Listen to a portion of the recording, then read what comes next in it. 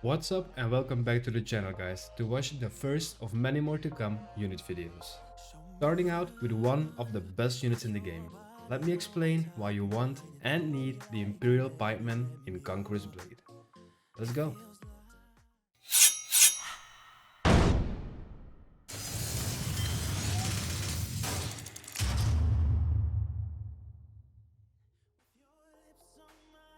First of all, a happy new year and a good health to all of you, and a big thanks for the continuous support, be it made in the comment sections on YouTube or during my streams.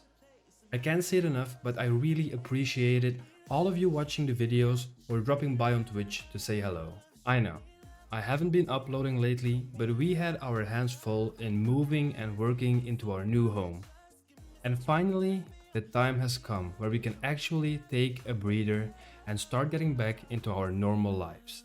Unfortunately, that also means Sunny won't always be here anymore because she has a really busy daytime job and that obviously needs the most of her attention during the week. But she promised me that whenever she can, she'll be here. If it's not for me, then she'll be here for you. Alright, let's start this unit review. ShadeOnline. But before we do, I'd like to ask you guys a question. Which unit would you consider as the best unit in the game right now, and why? Let me know in the comments below. Let's start off with going over the basics of the Imperial Pikes and we'll see from there. Since we already know we are talking about pikes which are long pointy sticks, we could assume they have a lot of piercing damage and penetration, which obviously is the case. But what makes these pikes better than any other pikes are two things. They have a lot more defense and they have a skill called Advance. The high defense is noticeable when pushing through gates or getting shot by archers compared to other pike units. This amount of defense in combination with the advanced skill, it will makes them for me one of the best units in the game when played right. Let me show you what I mean by this. Before using the advanced skill, make sure the unit is in formation or are really stacked together.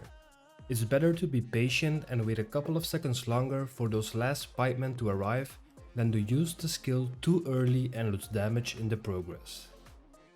You want every pike to do damage, so mostly I use the circle formation in order that there are no pikemen walking into nothing. For maximum damage, you want to initiate the advance as close as possible to the enemy units. This can make the difference in you wiping monastic knights or them wiping you. I find myself not using the brace formation a lot, but this depends which unit you are fighting. I rather retreat and wait for my next advance, or I spam the formation and attack key to cancel the stab animation to kill the enemy units faster if they aren't that tanky. Now, the most units will be knocked down because of the advanced skill, but there are some exceptions. Iron Reapers? Nope. Maybe the new Men-at-Arms? Nope. Monastic Knights? When advancing at the right moment? Nope. We've tested it guys, and it's obvious. There are only two units that can defeat the Imperial Pikeman.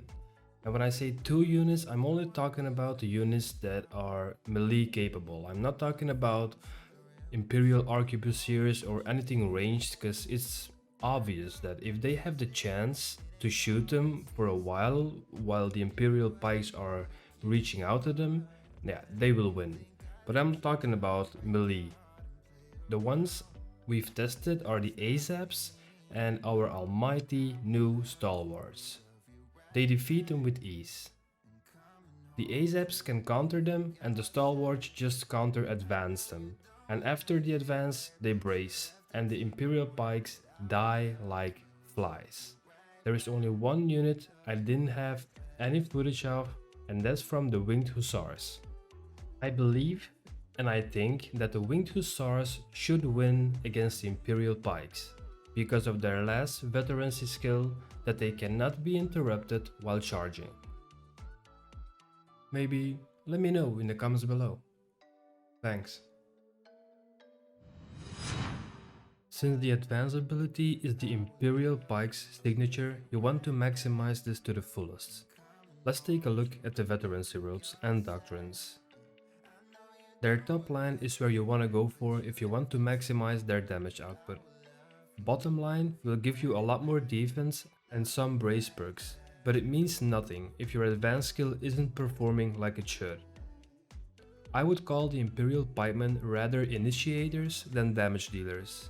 If you choose for the top veterancy, they will have a much longer advance time, which means knocking down the enemy units for a longer duration, while doing a lot of damage in the progress and giving your team a chance to push through.